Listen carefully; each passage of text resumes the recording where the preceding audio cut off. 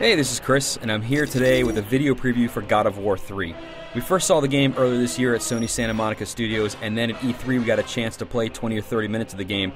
And while the team is still keeping some of the details under wraps, we've played enough of it that we have a pretty good idea of what we're going to see come March 2010. The story in God of War 3 picks up right where God of War 2 left off, with Kratos basically working on his way up Mount Olympus with the Titans, going to take the fight straight to the gods.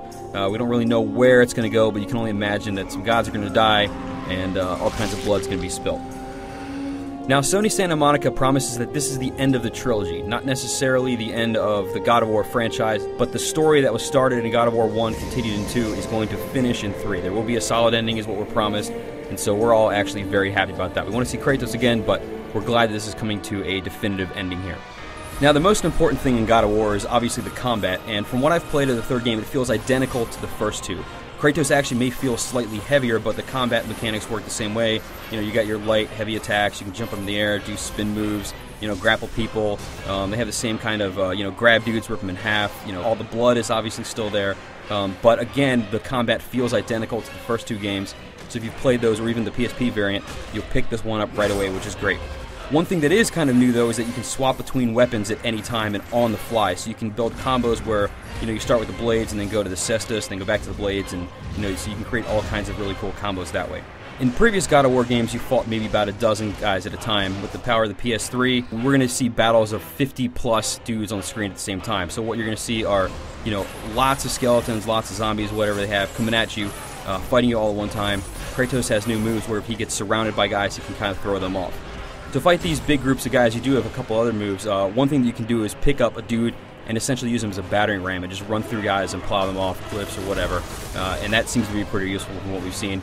Now, again, at the end of God of War 2, Kratos was with the Titans. They were going at Mount Olympus, and the Titans are definitely in this game, and they play a huge part of what you're going to be doing, what you're going to be seeing. But the Titans are promised to be pretty cool. They're absolutely gigantic.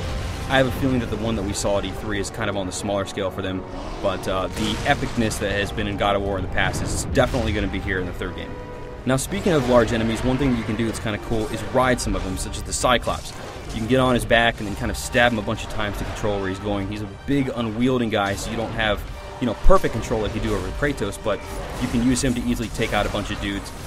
As you continue to stab him to control him, though, you're hurting him, so, the more you use him, the more you're weakening him. And then eventually, once he's pretty much dead, you can go rip out his eye, get some more power-ups, that kind of thing from God of War 2.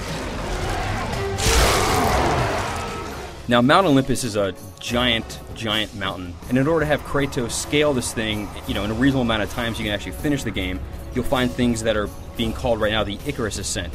And when you're in this thing, there's going to be like rocks falling at you and girders to dodge and things like that going on. It's actually, from original screenshots I saw, I didn't really know about it, but when you play it, it's actually a very cool a moment of action. It does a really good job of making you travel really fast, but it's kind of this really cool, intense moment where, Kratos is kind of like rushing to the next sequence of the game, and it's all done pretty well from what we've seen anyway. Now, in terms of graphics, the first two games were obviously on the PS2, and so moving to the PS3, the game's going to clearly look better.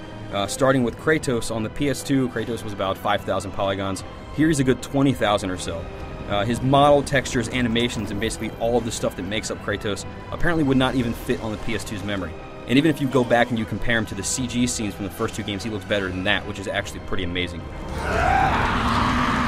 And one last cool piece of technology is what Sony Santa Monica is calling zipper tech, which basically means that if you cut an enemy open, his organs kind of dynamically come out of his body and go all over the level, which is pretty cool, but obviously not for the weak-hearted.